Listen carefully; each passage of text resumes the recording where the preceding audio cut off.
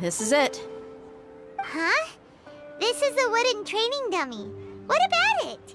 See those marks on the dummy? Those are the result of several days' worth of practice. Let's say the sages didn't replace it every day. Shouldn't it be hacked to pieces by now?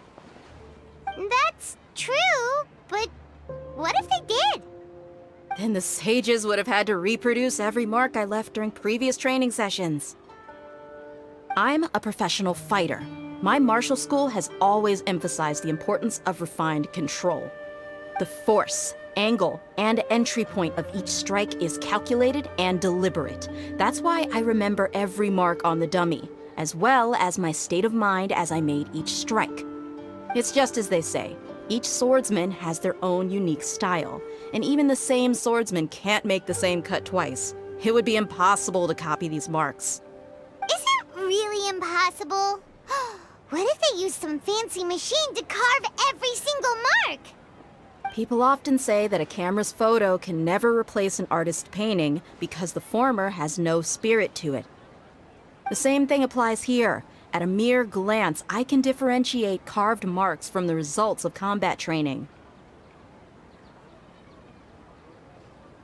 Whew, I hope that cleared things up for you. Hey, is this that new brain-exercise game that's been super popular with the scholars lately? It's surprisingly fun. Anyway, it's getting late. I should escort Miss Dunyarzad to Nilu's stage. See you later. Well, back to square one. Is our memory deletion theory also wrong? But at least we've reached some other conclusions in the meantime.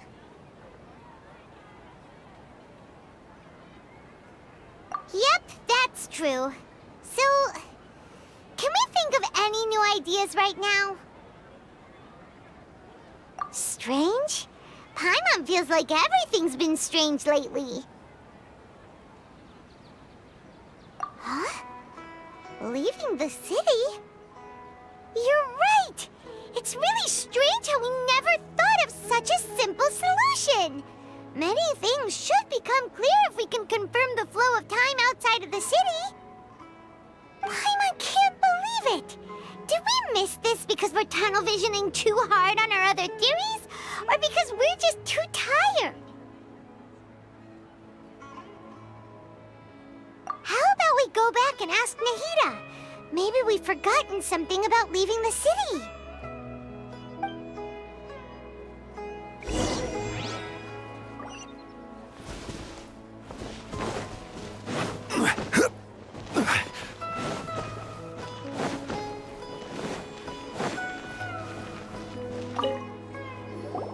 Nahida, we're back! You're back early today. Did you find something new? Sort of. We're mostly sure now that we're not in a time loop. And we also aren't in the real world. But at the same time, we have a new question. Leaving the city. As far as I remember, you've mentioned your plans to do that twice before. We did? But we don't remember anything. What happened after we talked about those plans? What did we say when we got back? Let me think. I don't think you ever actually told me what the outcome was. Oh, it's probably more accurate to say that both times you never came back the whole night. But you two sometimes stay out the entire night anyway, so at the time, I didn't think too much about it. It is true that sometimes we lose track of time during our investigations. Before we know it, it'll already be the next day. But still, neither of us remember anything about leaving town. Really? That's kind of strange. In theory, I should have already awakened all your memories. Yep. Something here's definitely fishy. Let's get to the bottom of this tomorrow.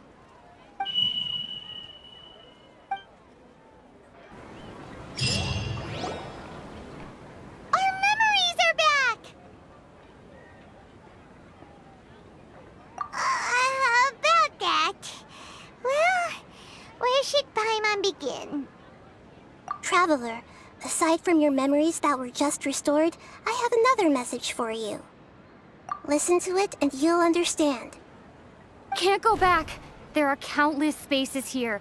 Our Sub-Zero's festival in Sumeru City is just one of them. Traveler, you should be missing 2 days worth of memories. Paimon will fill you in. It's time to carry out our plan from yesterday. Okay, let's go!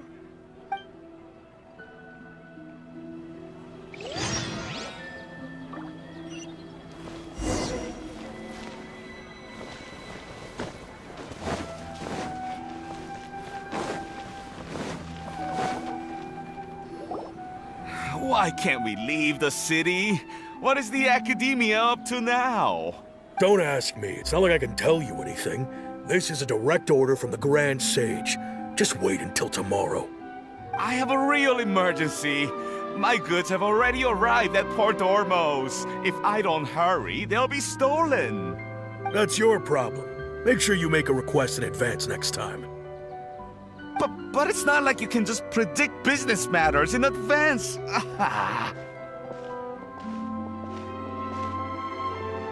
It looks like the Academia already announced a lockdown for Sumeru City today. How completely unsurprising. Let's go and question them. Hello, sir. Why can't we leave the city today? Here we go again. Don't ask me. I don't know either. We just received an order that no one is allowed to enter or exit Sumeru today. They didn't tell us anything else. Angering me won't get you anywhere. If I had that kind of insider info, I would have left this stupid post long ago. It looks like he really doesn't know. If we can't get anything out of him, let's take matters into our own hands. Why don't we climb over the walls? Those guards can't be everywhere at once. This is a good spot, and the guard hasn't noticed us at all. Let's hurry! Huh? Why? Are you going to leave Paimon behind? But what if things get really weird out there and you get into some trouble? Then Paimon won't be able to help you. Oh, Paimon knows that Paimon can't do much, but we've always been together, haven't we? Okay. Paimon will wait for you. Promise Paimon that you'll come back as soon as possible. Just a quick look. And please, be careful.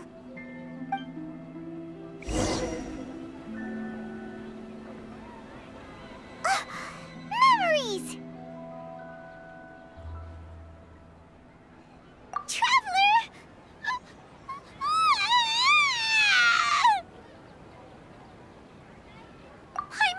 Paimon would never see you again! You just disappeared! Paimon waited for you for hours and hours at the city wall and you never came back! You promised Paimon that you were only taking a quick look! Paimon, calm down. She's here now. I don't think she understood what you were saying. Paimon doesn't care! Paimon wanted to go look for you, but you also said that Paimon should stay! Paimon was so worried and so scared the entire day!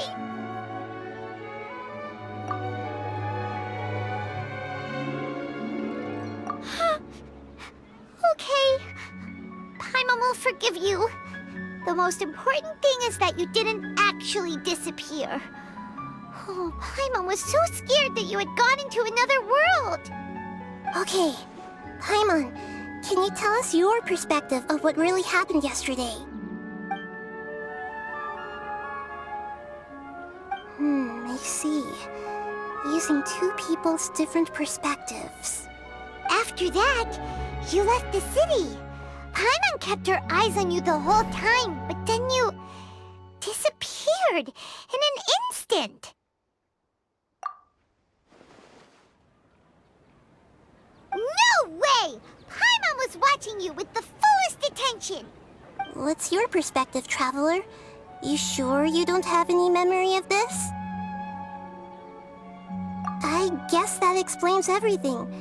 You also lost your memories the last 2 times you tried to leave the city. Those days' memories can't be awoken. So, if we leave the city, our memories will be completely erased? It really sounds like something big outside of the city is being hidden on purpose.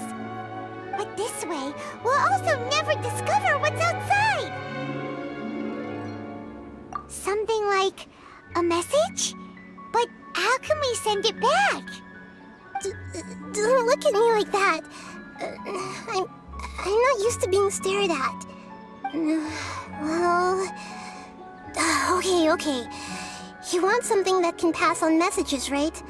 Give me some time and take care of Dunyar's out for me. Yep! Now we're talking!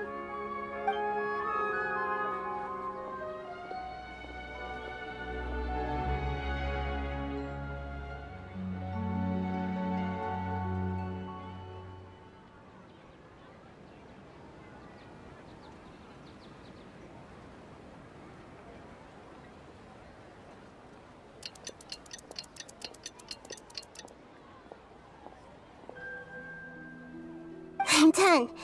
Here you go. What? Isn't this just an Akasha terminal? You made some little changes. Akasha terminals are already capable of sending messages. I just tweaked it so that it could connect to any node. To make something like this? Nahida, you really know the Akasha like the back of your hand. Anyway, we can use this now to record a message, right? Yep. I'll help you save the messages. It should be pretty easy to use. I just can't guarantee the user's status and signal coverage when they're outside the city. We'll never know until we try. At least we're taking the initiative now.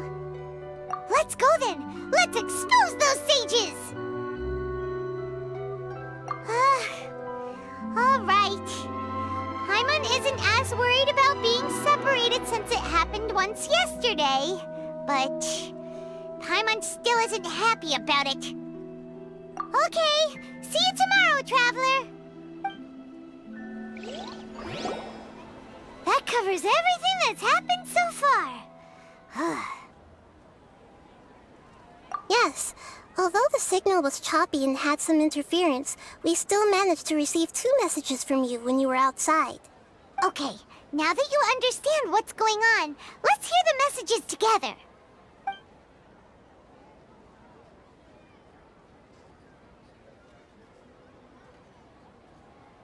Can't go back. There are countless spaces here. Our Sub-Zero's festival in Sumeru City is just one of them. I've entered another space. Before me are flowing sandstone and howling fish. Impossible and surreal sights. All these spaces are empty, except for the occasional ones that contain mute puppets rather than people. I can't sense any human presence.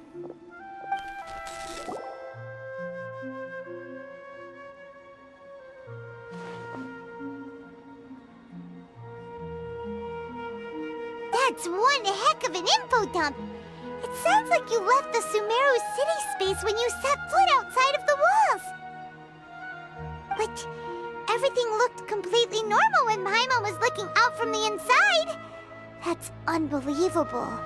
And if we take your word for it, the other spaces all had very weird contents. There's another part here. I only received it last night. These spaces have been disappearing, one after the other, absorbed by something like a sun in the sky. And now, even the final space has also disappeared. Behind me, a lot of spaces just appeared again from thin air. I get it now. Those spaces are actually...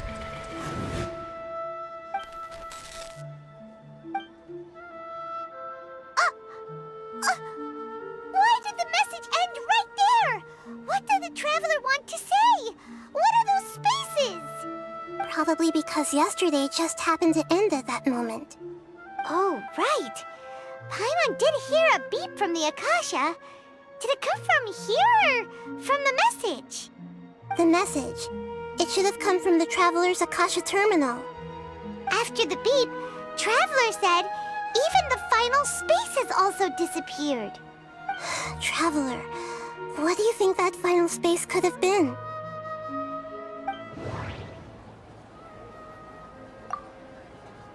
All the bizarre spaces I saw outside the city had one thing in common. A lack of human presence. All the bizarre spaces I saw out... Was that space actually the real world? But wouldn't a real space just randomly disappearing like that be catastrophic? My impression is that each day in this samsara only ends at the sound of that beep from the Akasha.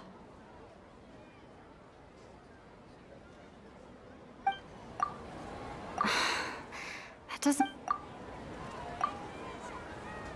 Oh, so that's what it is! After the sound of the beep, the final space, the Sub-Zero's festival, also disappears, and we're taken to the next day! Later on, Traveler also mentioned a bunch of new spaces materializing behind them. Do lots of new spaces appear every day? Paimon's head is spinning. Just what are these spaces anyhow? Well, consider this. For all the horrors of the Archon War, at its heart, it was just a game where a bunch of gods fought over 7 seats. So no matter how strange or spooky things may look on the surface, maybe all they point to in the end is a small and simple secret. Wow, the Archon War, huh? That's an analogy and a half.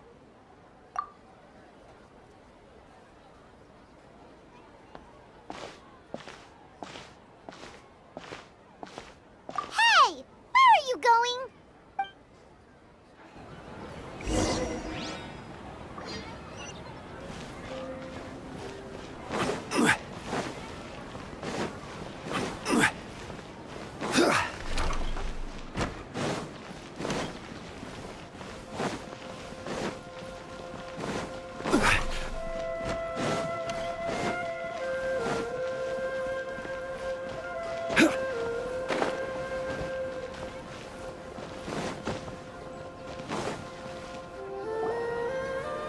Do you want some alone time to think? All right then, Paimon won't disturb you.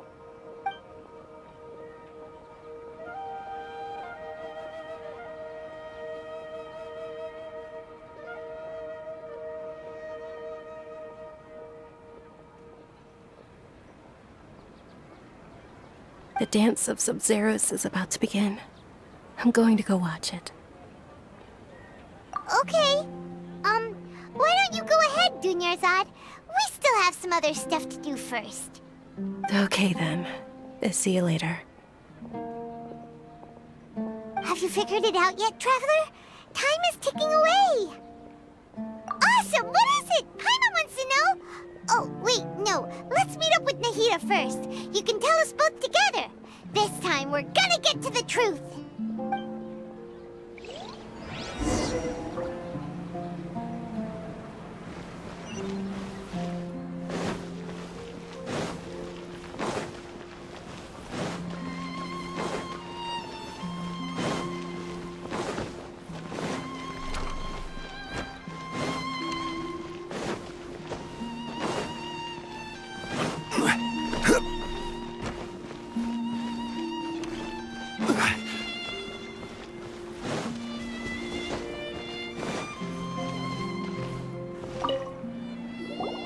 You're back! I've been waiting forever for you two. Judging by the looks on your faces, are you ready to take your Sub-Zero's exam and graduate from the festival? Okay, first off, have you discovered the hidden truth? Okay, Nahida said, the Akasha relies on the power of a gnosis to operate, as it is the manifestation of the God of Wisdom's power. It compiles the wisdom of the entire populace, and it grants knowledge to the people.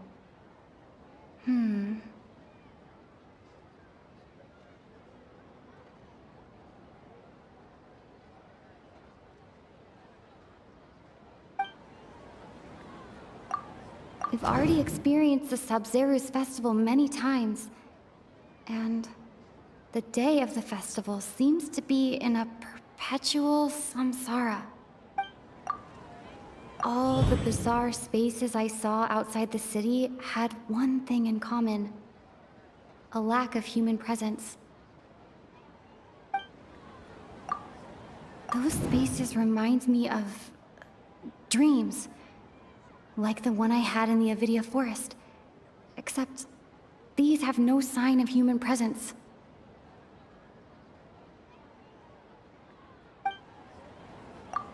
The moon, illusions, and lies. What do they all mean?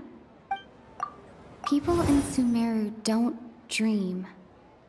What a strange phenomenon.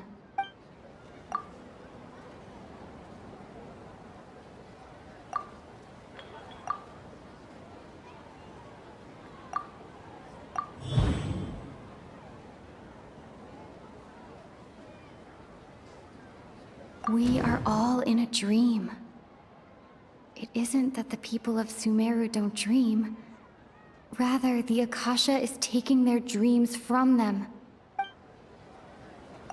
People in Sumeru think they don't dream, but the truth is the Akasha steals their dreams without them knowing it. And those spaces with no human presence are stolen dreams without their host. That would explain why they sounded so weird when she was trying to describe them. Huh. So people in Sumeru do dream after all. In fact, we're all in one big dream together right now. Correct answer. Now, how did you conclude that the Akasha is capable of this?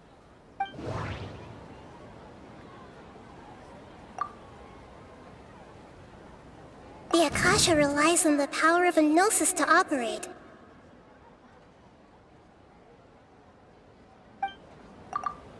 It is the manifestation of the God of Wisdom's power. It compiles the wisdom of the entire populace. It compiles the wisdom of the and it grants knowledge to the people.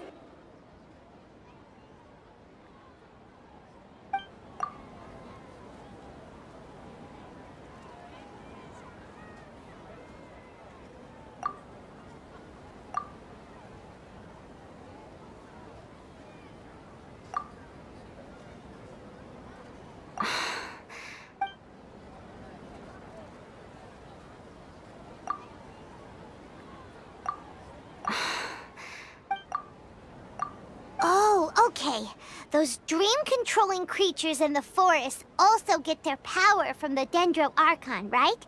That would explain why the Akasha has the ability to control people's dreams, too. But is stealing everyone's dreams really how the Akasha compiles their wisdom? Isn't there anything more to it than that? Dreams are fantastical, complex, and full of imagination. People's brains are the most active when they're dreaming. In other words, dreams are rich bundles of human wisdom. So, in other words, the complete opposite of how Hypatia understood it. Paimon remembers her saying that the sages think dreams are foolish delusions, and the fact that no one dreams is a blessing from Greater Lord Rukkhadevata. So it was all a dirty trick? The real story is that the sages from the Academia are using the Akasha to steal people's dreams for their own use, huh? Oh? By the sounds of it, you understand the current situation pretty well. So then, what about the samsara?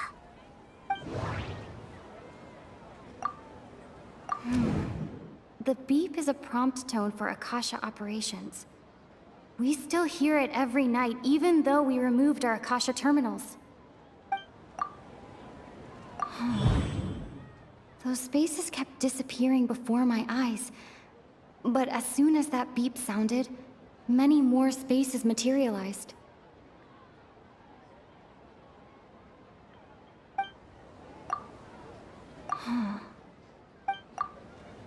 Those dreamscapes kept vanishing. But as soon as that beep sounded, more new spaces appeared.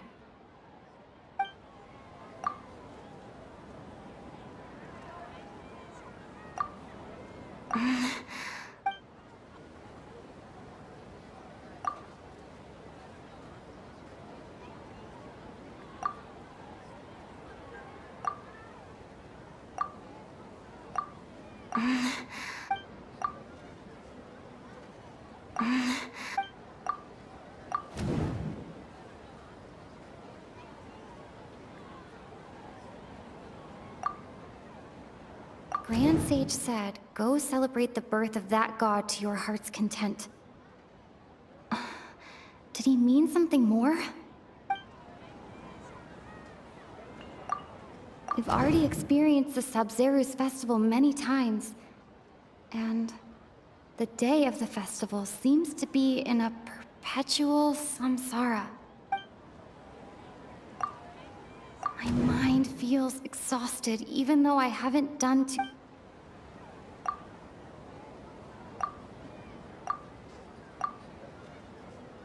Grand Sage said, go celebrate the birth of that god to your heart's content.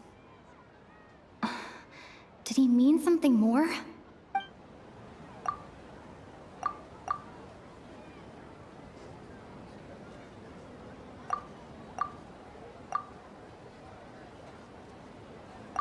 Correct. The Akasha is keeping each person's brain in a constant dream state, but also separating their consciousness from their own dream. Their disembodied consciousness is placed inside the collective dream of the Sub-Zeru's festival along with everyone else's, while their now vacant dreams are harvested by the Akasha. No one is any the wiser as another day passes in the dream, and so begins another samsara cycle. People wake up to yet another dream about the Sub-Zeru's festival. The dreams that belong to them are once again harvested by the Akasha. And so it continues. So, this is like a dream factory, and the Akasha is a dream harvesting machine. Did Paimon get that analogy right? Very good, Paimon. Using analogies well is an excellent habit to get into. Okay, so that beep we keep hearing is actually from our real-life Akasha terminals. Taking off our terminals in this dream doesn't do anything. Alright, last question. Who am I?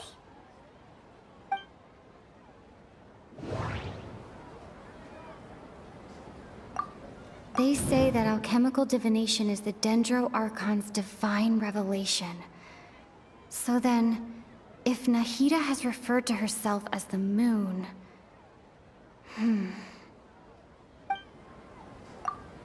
Now that I think about it, wasn't illusions a hint that we're all dreaming?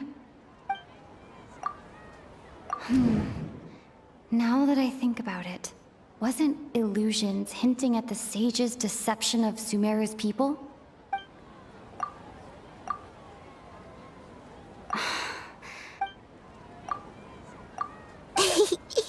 So you noticed.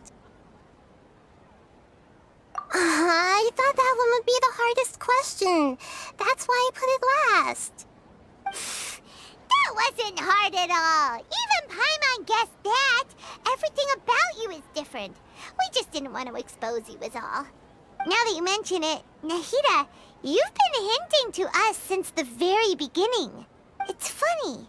Thinking back to when we were asking all over the place for info about Lesser Lord Kusanali, Paimon didn't expect to meet you like this. Yes, those can wait until we're back in real life. On the other hand, I'd be happy to answer any more questions you have about here and now.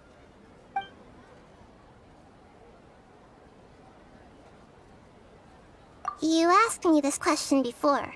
My answer was, it would literally blow your minds. Now that you know this is all a dream, this answer should hopefully make more sense. Have you heard the saying, don't wake a sleepwalker? Likewise, if someone suddenly had told you all this instead of you learning it on your own, your notion of reality and dream would be thrown into irreversible confusion. I couldn't expose you to that kind of risk. That's why I could only give you very subtle hints and some suggestions. Long story short, I'm really sorry I had to keep you guessing.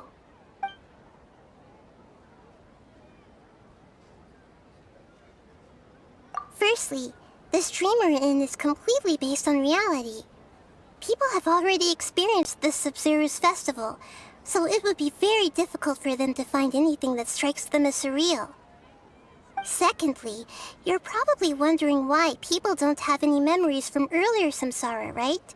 That's because people don't remember their dreams most of the time anyway. And in any case, their actual dreams are being taken away from them by the Akasha. So whenever they wake up in this dream of the Sub-Zero's festival, they don't remember anything from their previous identical dream. That reminds Paimon. Traveler had a dream when we were in the Avidia Forest, but couldn't see what it was about after waking up. Is that an example of what you mean? Yes. Only after receiving the blessing of Dendro can a person gain the Dendro element's dream-enhancing power. That explains the feelings of déjà vu. Meanwhile, everyone else has no idea that they are in the Sub-Zero's Festival Samsara, while their dreams are stolen from them over and over again. Can humans really keep dreaming forever like this? Will it ever end? And if so, when?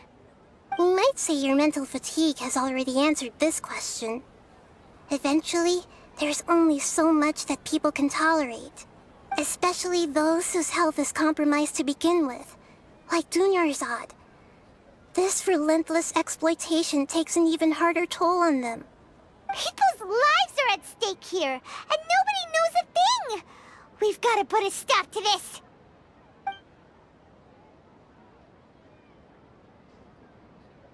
I know, right? Why did they have to base this dream on my birthday? Could it really just be a coincidence? Even you don't know the reason? Wow, now that's strange. The Academia sages are determined to harvest lots of dreams in a short time, no matter the cost. They have to be up to no good. Unfortunately, I don't know anything about it. Traveler, do you have any information?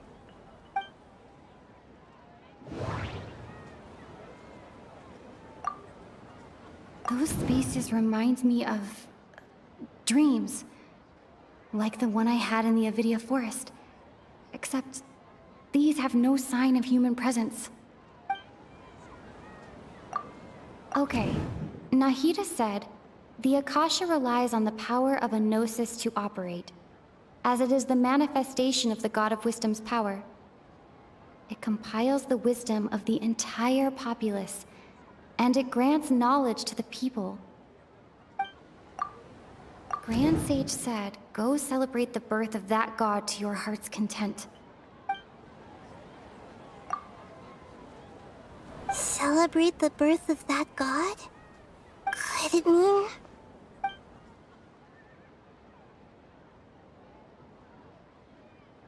deceiving the people of Sumeru with no regard for their safety? No matter what they're trying to do, this is unforgivable. After we end the Sub-Zero's Festival Samsara, we have to look into them.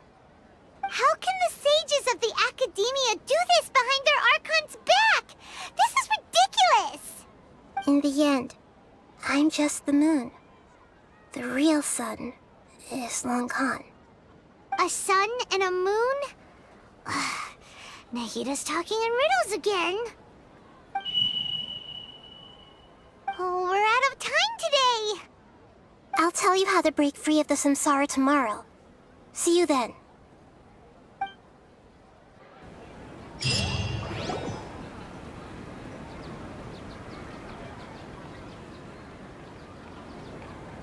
Good morning, Nahida. Wait. Now that Paimon remembers everything, should we instead say good morning, Lesser Lord Kusanali? Hey! What's wrong, Nahida? You don't look too good. I'm afraid that what you're thinking right now is correct. Did Dunyarzad already disappear? No way! Are we too late? The real Dunyarzad's consciousness has indeed disappeared. It can no longer endure the constant dream harvesting. Paimon can't believe it. Wait, so what about that other Dunyarzad? Just what is she? Is she also going to disappear? She's actually something like a puppet, but not completely. The real Dunyarzad's consciousness could no longer keep playing her role in this dream. So another Dunyarzad appeared to replace her in the dream. Just like the grass and the trees, that Dunyarzad is just a building block of the dream that helps to keep it going. But personality-wise, she's nothing like the real Dunyarzad. Puppets are stiff and can't copy a living person's vitality. After all, they're just there as filler. You know, speaking of which, the old Dunyarzad might not have been too different from a puppet. Dunyarzad truly believed that she met you within her consciousness, and it was you who inspired her. So you do remember her after all. Yes. Back then, her family was overly protective of her. No one cared about her personality or thoughts. It was as if she only lived to stall her Elazar. I just gave her a little wisdom so she could look at life in a new way. So that she could be her own person. But even so, she's still... far from it. I'm still a long way off from being a real Archon. I couldn't even save her. If I were a competent Archon, I wouldn't have let my most faithful follower die at the Sabzeruz festival with so many regrets. Please don't beat yourself up over it, Nahida. It's the sage's fault, and theirs alone. I'm not beating myself up. All I did was to rationally observe the distance between myself and a real Archon. Don't be like that, Nahida. Even real Archons are still allowed to be sad. To prevent more tragedies like this, we must end the samsara as soon as possible. Great, but how do we do that? Although the Sabzeruz festival dream is under the Akasha's control, only humans can dream. Even the Akasha is unable to create them. That means this dream belongs to a host who created it. Huh?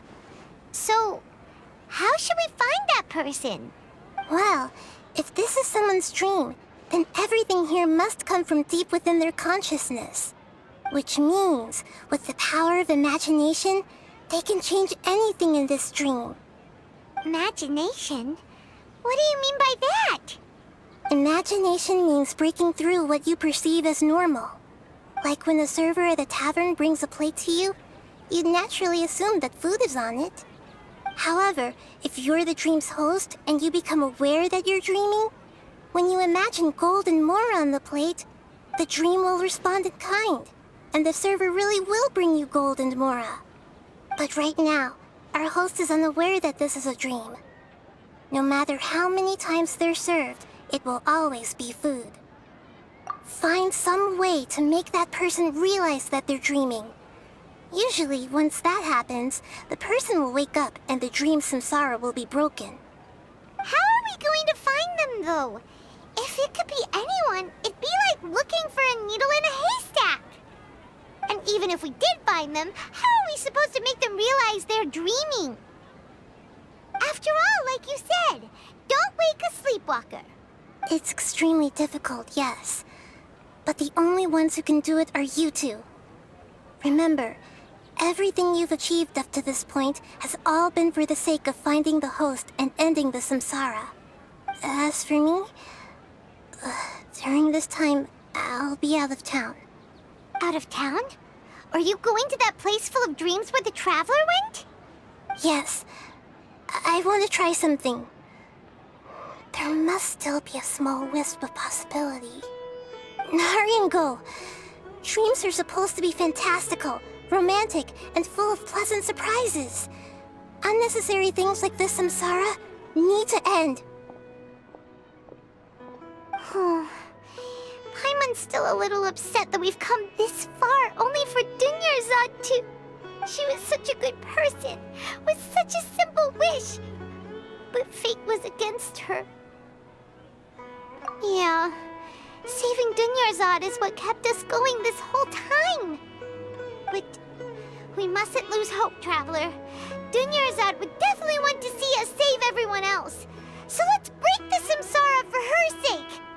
Paimon's wondering, do you think the sages would get one of their own to be the host of this stream? Feels like it would be easier to control it that way, no?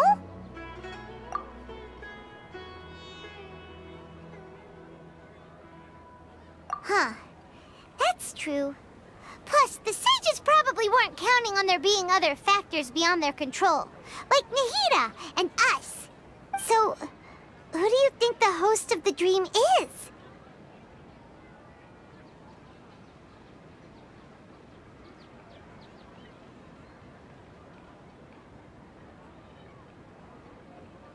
Oh, that would make sense!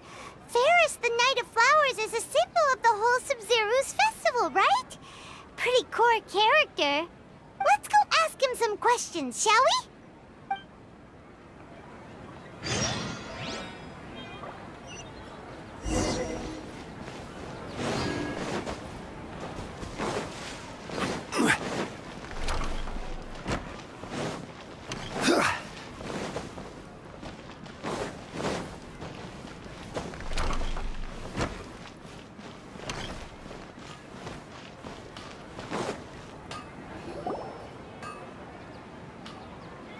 You're back.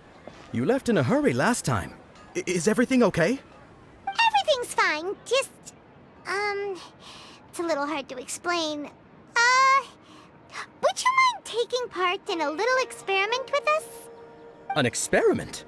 That came out of nowhere. I'm listening, though. What do you need me to do? Could you... make a wish? You want me to make a wish? Is that a new Sub-Zero's festival tradition or something? Less questions, more wishing! Okay. My wish. Okay. I'm a little nervous saying this out loud, but I want Miss Dunyarzad to be happy. Oh. I noticed earlier that she looked a bit down, and she wasn't really talking to anyone. She just doesn't seem like herself. She's always so gentle and kind, and all the kids love her. I've also wondered if the reason she asked me to be Ferris Knight of Flowers is because I'm special to her, or something. So, you have a crush on Dunyarzad? Oh, is it that obvious? After what I just said, I guess it is. When she placed the hat of the Knight of Flowers onto my head, she said to me, I want everyone to have a happy Sub-Zero's festival. What she didn't realize was that I'm not that interested in how everyone else feels. In that moment, I just wanted to be her Knight of Flowers for the rest of my life. 50 years, 100 years, I'll serve her till the end of time. Okay, yeah, that was a bit much. Felt like the right moment to get it off my chest, but that was pretty embarrassing. Okay. I'm ready to make my wish. I would like Miss Dunyarzad to appear in front of me right now with a smile on her face. Here goes. Please come true. I'm gonna open my eyes. Oh, you're... What? Faki? Sorry, but only one portion of Yelda candies per person. Back home you go. Nice try, you two. Anyway, never mind. I don't need to see her appear right in front of me. As long as she's happy. Guess he isn't the host of this stream after all. Should have expected it wouldn't be this easy.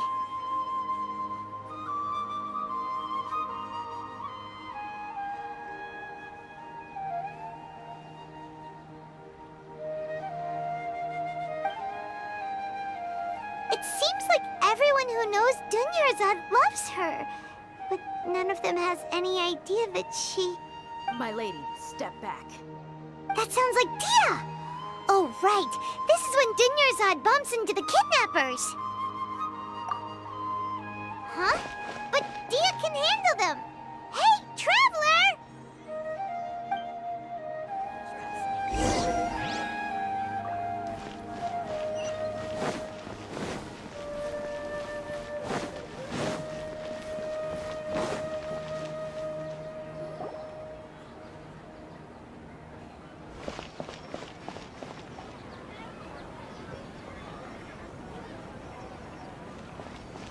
Oh, it's you. Great timing. Please take...